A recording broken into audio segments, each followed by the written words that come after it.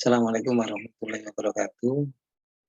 Alhamdulillah pada pagi hari ini kita bertemu lagi, yaitu materi lanjutan marketing untuk kelas pemasaran dan Alfamart kelas.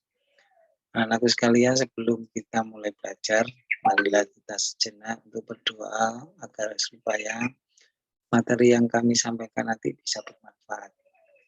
Berdoa dimulai.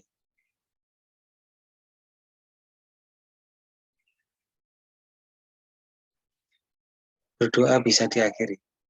Anak-anak sekalian, kembali lagi, tolong disiapkan alat tulis. Dan sekali lagi mungkin dari penjelasan materi saya nanti kurang paham, bisa diklik cari di Google untuk pengertian-pengertian atau istilah-istilah yang sekiranya belum dipahami. Mohon diperhatikan.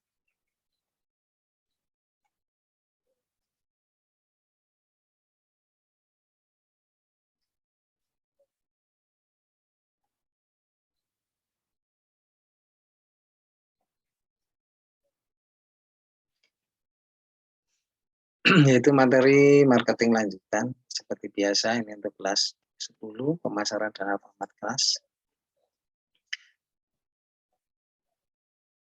Menerapkan analisis pasar. Anak-anak sekalian, ada 6 langkah atau tahapan yang akan dilakukan dalam menganalisis pasar. Yang pertama adalah menentukan pasar relevan. Nanti akan saya jelaskan satu persatu. Berikutnya yaitu menganalisis permintaan primer untuk pasar relevan. Berikutnya, menganalisis permintaan selektif dalam pasar relevan. Menetapkan segmen pasar, menilai persaingan, dan yang terakhir yaitu mengidentifikasi pasar sasaran potensial. Sekarang yang pertama, apa sih itu menentukan pasar relevan atau relevan market? Yaitu pasar yang mampu untuk memberikan kebutuhan pelanggan, yaitu dengan cara market. Nah, kita tahu kalau kita belanja ke salah satu supermarket, misalnya yang akrab dengan kita, Alfamart. Nah, yang dimaksud dengan memenuhi kebutuhan pelanggan, yaitu kalau kita masuk ke Alfamart, itu banyak sekali produk-produk yang akan kita pilih. Misal satu item saja atau satu produk pasta gigi. Nah, kita tinggal memilih apakah saya memakai merek Pepsodent, Ciptaden, Deliden, atau yang lain. Nah, itu tinggal kita mengukur kemampuan kita atau sesuai dengan karakter kita sendiri. Karena untuk memilih suatu produk itu tidak bisa dipengaruhi oleh siapa-siapa kalau kita sudah mengikuti atau selera kita sudah mengikuti dari tren kita sendiri. Nah, berikutnya sama kalau kita masuk ke Indomaret, kita mau mencari minuman. Banyak sekali contoh minuman yang sekiranya cocok untuk kemampuan kita. Artinya kemampuan adalah satu, kekuatan ekonomi yaitu keuangan, lalu juga selera kita, lalu juga keyakinan kita. Karena misalnya ada promo dari teh botol. Kalau kita lihat banyak sekali kalimat-kalimat di iklan, apapun makanannya minumnya teh botol sosro. Tapi produk ini memang kuat karena masa lalu produk yang pertama kali muncul adalah teh botol sosro. Dan sekarang iklan banyak sekali yang mengarahkan produk-produk yang lain. Contoh bagaimana dengan Coca-Cola, dengan Sprite, Fanta, dan sebagainya. Sama dengan halnya kita untuk milih makanan. Kita datang ke Transmart. Di situ banyak pilihan-pilihan makanan. Nah, itu yang dimaksud dengan bagaimana pasar bisa memberikan kebutuhan kita. Yaitu dengan begitu masuk, apapun yang kita cari sudah tersedia di sana. Tetapi melihat karakter dari pasar itu. Yang kedua, yaitu menganalisis permintaan primer untuk pasar relevan. Nah, permintaan primer yaitu permintaan akan produk yang berkaitan dengan mempertahankan hidup dan untuk konsumsi sendiri. Kita tahu, contoh sederhana, di saat kita haus, maka kita membayangkan adalah minuman yang Nah, itu sudah menjadikan bayang. Lalu saya mau kemana? Nah, kita lihat, kita memilih apakah kita ke minimarket, apakah kita di toko kecil atau toko besar, tergantung dari bayangan kita. Nah, yang maksud dengan permintaan primer adalah permintaan produk utama. Nah, untuk kebutuhan sesaat saat itu juga. Nah, untuk melihat permintaan ini, yaitu ada dua hal yang perlu kita lakukan. Yang pertama yaitu identifikasi pembeli. Nah, di dalam identifikasi pembeli ada karakter pembeli atau pengguna. Jadi karakter manusia itu berbeda-beda. Seperti kalian dengan temannya. Nah, untuk memilih suatu produk, karakter yang dimaksud adalah kalian memilih suatu produk itu sesuai tidak dengan kebutuhan kalian. Suatu misal, untuk yang perempuan, setiap bulan kalian ada tamu yang datang, yang namanya adalah datang bulan. Nah, kalian memilih suatu produk, misalnya saya harus membeli apa untuk mengatasi kebiasaan bulanan ini. Yang pertama adalah apakah saya memilih pembalut yang namanya kotek, ada lagi juga yang carefree, ada juga yang namanya softtek. Tapi kalimat softtek adalah produk yang pertama kali muncul, sehingga kalau kalian bicara sama orang tua untuk membelikan produk seperti itu, mesti bilangnya adalah merek pertama kali yang muncul yaitu softtek. Padahal itu banyak pilihan. Berikutnya pusat pembelian. Dalam pusat pembelian ini, pembelian itu banyak pengaruhnya. Jadi terkadang kita membeli sesuatu produk itu tidak hanya dari kita sendiri. Ada orang yang memberikan informasi. Ada orang yang memberikan rayuan, yaitu marketing. Ada juga orang yang memberikan keputusan pembelian. Misalnya teman kita yang punya pengaruh. Atau mungkin orang yang dianggap memberikan contoh yang luar biasa. Seperti misalnya saya memberikan contoh, kamu kalau membeli radio merek Panasonic. Nah, kalian ingat, oh berarti katanya Bapak bahwa produk radio itu paling bagus adalah Panasonic. Padahal itu hanya keyakinan-keyakinan tertentu. Nah, ini adalah pusat pembelian atau pengaruh pembelian dipengaruhi oleh beberapa faktor. Perputaran pelanggar atau customer turnover. Artinya apakah saya membeli satu produk itu setiap waktu atau begitu habis beli lagi merek yang sama. Nah, terkadang orang tidak seperti itu. Suatu contoh, saya membeli pulsa karena saya adalah pelanggan tetapnya Simpati, maka saya setiap membeli pulsa hanya Simpati. Tetapi terkadang anak-anak sekarang ganti nomor, cari murahnya. Begitu besok ganti nomor lagi, cari murahnya. Nah, ini namanya dianggap bahwa pelanggan itu bukan mempunyai perputaran yang bagus. Kenapa? Karena ganti nomor. Beda dengan orang-orang yang nomornya sama. Nah, ini namanya perputaran pelanggan. Berikutnya, kesediaan dan kemampuan untuk membeli. Yang kita perhatikan adalah kesediaan untuk membeli. Terkadang kita mampu, tapi kita tidak bersedia untuk membeli suatu produk. Contoh, kita suka makanan Pizza Hut, ya, sekali tren untuk anak-anak muda. Saya kepingin, saya tergiur dengan rasanya, dengan iklannya. Lalu beli 100.000 dapat 4. Bahkan karena kita tidak mampu untuk beli, seorang marketingnya bilang tidak usah beli 150.000 pun diperbolehkan. Tapi kesediaan untuk beli kita tidak mampu. Kenapa? Kekuatan ekonomi, kekuatan daya beli kita yang tidak mampu. Nah, ini dilanjut adalah kemampuan untuk membeli. Kembali lagi, kalau tadi kesediaan untuk membeli, sekarang kemampuan untuk membeli. Kita ingin, tetapi kekuatan ekonomi kita tidak mampu. Kembali lagi dengan daya beli. Nah, ini yang dimaksud dengan kesediaan dan kemampuan untuk membeli. Berikutnya, menganalisis permintaan selektif dalam pasar relevan. Dalam melakukan langkah-langkah analisis pasar, permintaan selektif adalah permintaan terhadap suatu merek atau pemasok spesifik dalam pasar relevan. Tolong diperhatikan, di sini ada beberapa produk.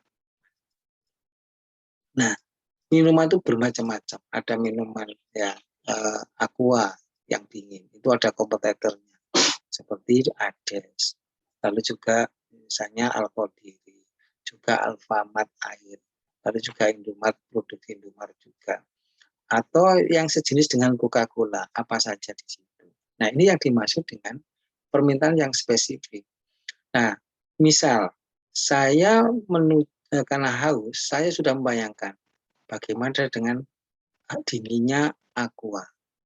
Nah, setelah saya masuk, ternyata di situ ada lagi produk yang sama dengan harga yang di bawah Aqua. Tetapi karena saya adalah sudah pengguna Aqua lama, maka saya tetap menggunakan Aqua dingin. Nah, ini adalah permintaan selektif. Berikutnya, kalau kita ke suatu supermarket, kita memilih sabun atau sampo. Di sini banyak sekali produk-produk yang sama, tetapi merek berbeda. Nah, tinggal apakah kita suka dengan produk atau sampo. Misalnya, saya suka produk dari Unilever. Misalnya pakai sampo Clear. Di sini ada Rejoice, di sini ada Sunsilk. Nah, tetapi saya sudah terlanjur memakai Clear dan itu sudah meyakinkan saya untuk bertampil beda, maka saya tetap menggunakan Clear. Nah, ini yang dimaksud dengan bagaimana langkah-langkah menganalisis pasar. Berikutnya, menetapkan segmen pasar. Segmen pasar adalah membagi pasar yang berbeda-beda atau heterogen. Maksudnya heterogen adalah istilahnya beberapa jenis menjadi kelompok pasar yang sama atau homogen sejenis sehingga menghasilkan segmen pasar yang terdiri dari kelompok konsumen yang memiliki kesamaan dalam kebutuhan dan keinginan. Kita perhatikan diagram seperti ini. Ini ada berbagai macam warna. Di sini ada kelompok-kelompok dari calon pelanggan atau calon pembeli. Lalu di sini ada makanan. Nah, dari kelompok-kelompok ini, kira-kira siapa yang suka dengan makanan seperti ini? Tidak semua orang suka makanan yang ini. Ya, jadi sekian kelompok ini kita bagi ada suatu produk. Misalnya, kalau anak muda yakin apa itu CFC, KFC, sudah jelas. Tapi orang tua apa itu sih CFC? Taunya adalah makanan yang sederhana, misalnya rawon, pecel, rujak cingur. Nah, kalau seperti ini, kira-kira siapa yang berkeinginan untuk membeli KFC atau CFC dan sejenisnya? Nah, ini maksudnya adalah pengelompokan. Dari beberapa kelompok, ada suatu produk. Kira-kira dari kelompok ini siapa yang suka dengan produk yang saya tampilkan ini? Berikutnya, ini ada Sprite, camilan. Ya. Kira-kira siapa dari kelompok-kelompok ini yang berminat ke makanan ini? Nah, ini adalah beberapa kelompok yang dimaksud dalam gambar seperti ini. Berikutnya, nah ini cenil. Ini bahasa makanan khas desa. Ini adalah makanan zaman kuno. Nah, anak remaja sekarang, apakah suka ini? Saya yakin hampir tidak tahu apa itu makanan, jenis makanan. Kalau toh ada, itu hanya satu dua. Nah, yang dimaksud dengan pengelompokan pasar ini, dari sekian banyak konsumen atau calon pelanggan ini, kira-kira siapa yang masuk segmen ini? Ya, siapa yang masuk segmen makanan khas ini? Siapa yang masuk di minuman seperti ini? Siapa yang masuk di makanan tradisional seperti ini? Namanya kelompok dibagi ke segmen pasar. Berikutnya, menilai persaingan. Yang pertama yang kita harus tahu adalah kenali para pesaing, seperti apa mereka. Hal pertama yang harus dilakukan adalah mengenali terlebih dahulu tipe pesaing atau kompetitor. Contoh, kalian masuk ke supermarket atau minimarket. Kalian bisa melihat produk sabun. Sabun itu berbagai macam merek. Nah, bagi perusahaan seperti Unilever, di situ ada Lion, ada juga produk-produk yang sejenis daripada produk Unilever. Sampo saja. Sampo dari Unilever itu produksinya banyak. Mulai dari Clear, Sunsilk. Sedangkan misalnya dari Lion apa? Ada paham ya? Misalnya Emron misalnya. Ini sama-sama sama. Nah, sekarang permasalahannya adalah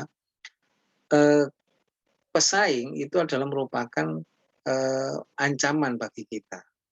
Ancaman yang berarti kita harus benar-benar kompetitif untuk menjadikan produk kita itu lebih kuat atau lebih diminati oleh konsumen.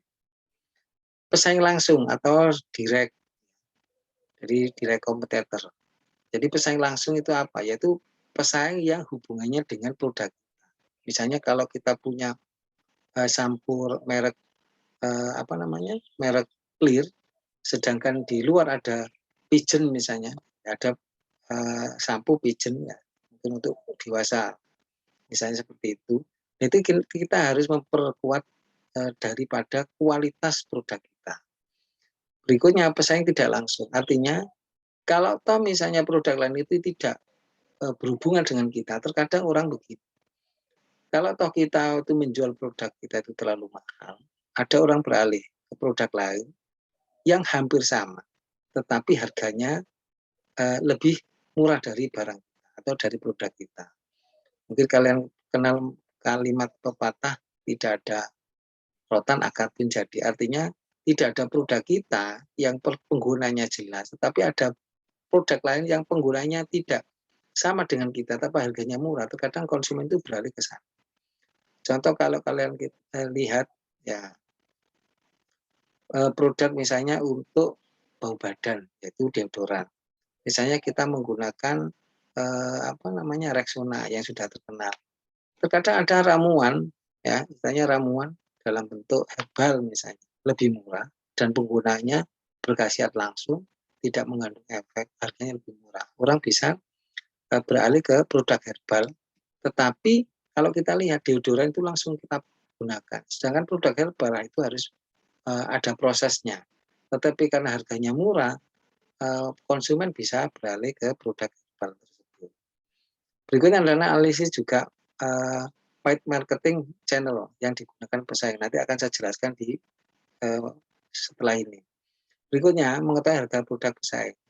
Nah terkadang kita itu kita tidak tahu. Kalau di desa paling gampang mie ayam ini sudah. Kalau kembali ke makanan kalian mesti paham betul. Mie ayam harga 5.000. Kalian sudah bayangkan SN. Di sebelahnya mie ayam harga 4.000. Nah, terkadang kenapa sih mie ayam saya yang saya jual 5.000, kok di sebelah itu banyak yang beralih pindah ke sebelah. Ternyata setelah kita tahu, ternyata harga yang di sebelah saya, pesaing kita itu 4.000. Tapi bagi konsumen yang mengetahui kualitas, akan kembali lagi ke harga 5.000. Kenapa? Karena terkadang konsumen itu melihat kualitasnya, bukan murahnya, tapi kualitasnya. Nah, ini adalah tipe-tipe konsumen tertentu. Nah, tadi paid marketing channel, maksudnya sebagai pemasaran berbayar, mengacu pada semua strategi terkait sebuah brand yang menargetkan calon pelanggan berdasarkan minat, niat, atau interaksi sebelumnya dengan brand tersebut. Nah, ini yang dimaksud paid marketing channel ini, bahwa semua produk yang dijual itu tidak dilakukan secara langsung seperti di supermarket, minimarket, yaitu menggunakan jalur-jalur seperti ini. Jadi multi channel marketing, yaitu kalau kalian sekarang itu bilang kalian membeli dengan marketplace, digital marketing. Kita bisa beli makanan dengan melalui order Gojek atau Grab, atau kita membeli sesuatu produk dengan menggunakan aplikasi seperti Lazada, setelah itu Bukalapak. Nah, ini adalah salah satu produk paid marketing channel. Jadi terkadang sekarang dalam masa pandemi ini, kalau kita menjual secara langsung itu sulit karena banyak aturan-aturan. Nah, sekarang multi channel marketing atau digital marketing ini sekarang sudah mulai marak. Kenapa? Karena sudah waktunya, zaman sudah berubah. Mengidentifikasi pasar sasaran potensial. Pasar potensial merupakan perkumpulan konsumen yang memiliki tingkat tertentu terhadap penawaran pasar tertentu. Nah, kita lihat tadi sudah kita jelaskan dari materi yang tadi itu ada diagram. Nah, sekarang segmen pasar. Di sini kita lihat, ya, ini ada beberapa kelompok manusia. Nanti dibagi-bagi. Ya. Golongan 1, 2, 3, 4, 5. Artinya, dari sekian banyak kelompok itu, masuk di segmen pasar yang mana? Misalnya, kayak saya menjual baju untuk remaja. Maka yang di sini golongan remaja itu yang mana? Nah, remaja pun ada juga dibagi lagi. Terkadang ada, misalnya contoh, kalian suka celana model pensil. Ada temanmu yang tidak suka model seperti itu. Nah, itu nanti masuk segmen pasar yang mana? Kalau misalnya saya hanya menjual produk celana model pensil. Sedangkan pesaing kita juga mengeluarkan produk yang sama. Nah, yang dimaksud konsumen potensial adalah ini. golongan-golongan manusia atau konsumen seperti ini. Ada anak-anak, remaja, dan remaja ini macam-macam. Ini ada orang tua.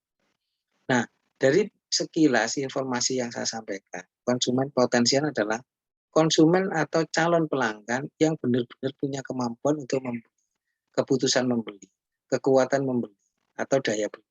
Nah, sehingga saya misalnya sebagai perusahaan, saya harus menjual produk yang bagaimana, yang saat ini lagi ditunggu oleh calon-calon konsumen seperti ini. Nah, dalam pertemuan terakhir ini, ya, saya memberikan tugas kepada kalian, buatlah konsep memasarkan produk barang baru kepada konsumen, sehingga konsumen dapat tertarik dan akhirnya membeli barang yang ditawarkan. Contoh, misalnya, kalian di rumah punya ide membuat makanan. Jadi saya kenapa untuk memberikan contoh makanan, karena makanan ini gampang sekali untuk ditawarkan. Nah, contoh dari makanan pisang goreng.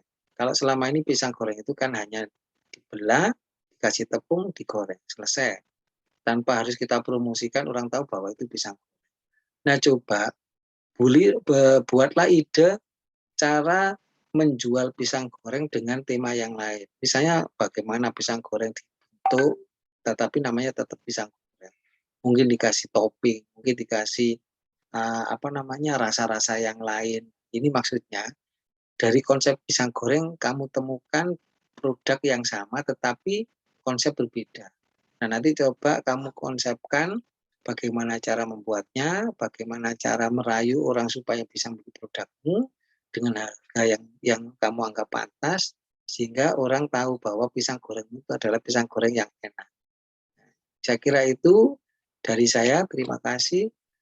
Tolong tugas ini dikumpulkan maksimal minggu depan, ya. Tidak harus hari ini, maksimal minggu depan.